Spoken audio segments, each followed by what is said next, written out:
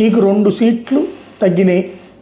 అదే సందర్భంలో ఆ 2 సీట్లు కావాలి మా దగ్గర ఉన్నాయి కాబట్టి ఒకట్లకి డిప్యూటీ సీఎం కావాలట, అంటే వీసీకే పార్టీకి డిప్యూటీ సీఎం పదవి కావాలట.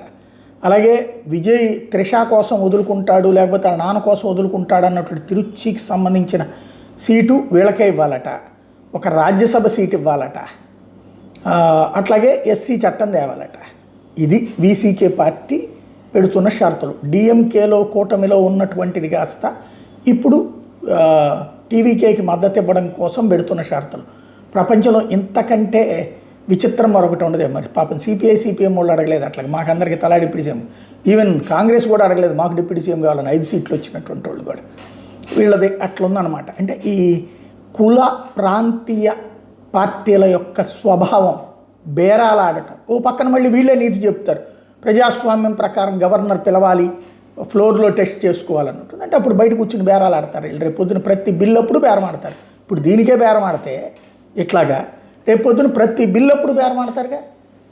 ఇప్పుడు అప్పట్లో ప్రమోద్ మహాజన్ డైలాగ్ ఒకటి ఉంది, దేశంలోనే అత్యధిక స్థానాలు వచ్చినటువంటి పార్టీ మేము ప్రతిపక్షంలో ఉన్నాం భారతీయ జనతా పార్టీగా.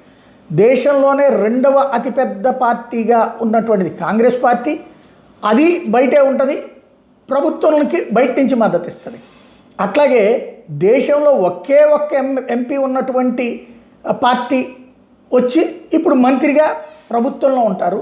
ఇలాంటి విచిత్రమైనటువంటి ప్రజాస్వామ్యం ప్రపంచంలో మరి ఎక్కడా లేదు అంటూ అప్పట్లో మాట్లాడాడు. ఇప్పుడు అట్లాగే విజయ్ విషయంలో 108 స్థానాలు వచ్చినటువంటి ఆయన 5 స్థానాలు ఉన్నటువంటి కాంగ్రెస్ పార్టీ కోసం అరులు జాచాల్సిన పరిస్థితి వచ్చింది.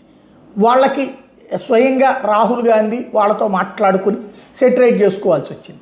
ఆ తర్వాత 2 స్థానాలు ఉన్నటువంటి సిపిఐ సిపిఎంలు నిన్నటిదాకా డిఎంకే కూటమిలో ఉన్న ఇవన్నీ వీసీకే వీళ్ళందరూ ఏ విజయ్కి వ్యతిరేకంగా చేశారు, వాళ్ళందరూ ఇప్పుడు అదే విజయ్కి మద్దతు ఇస్తారు.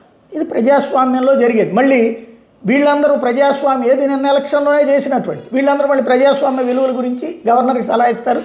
మళ్ళీ ఇక్కడేమో మద్దతు లెటర్లు ఇవ్వరు. మద్దతు లెటర్ ఇవ్వడానికి రోజుకి మేము వాళ్ళతో మీటింగ్ పెట్టుకోవాలి, వీళ్ళతో మీటింగ్ పెట్టుకోవాలని రోజులు సాగదీసి ప్రచారం పొందుతూ ఉంటారు. అంటే బార్గెనింగ్ ఏదో చేసుకుంటూ ఉంటారు, కాకపోతే డ్రామాలు మాత్రం నడుపుతూ ఉంటారు.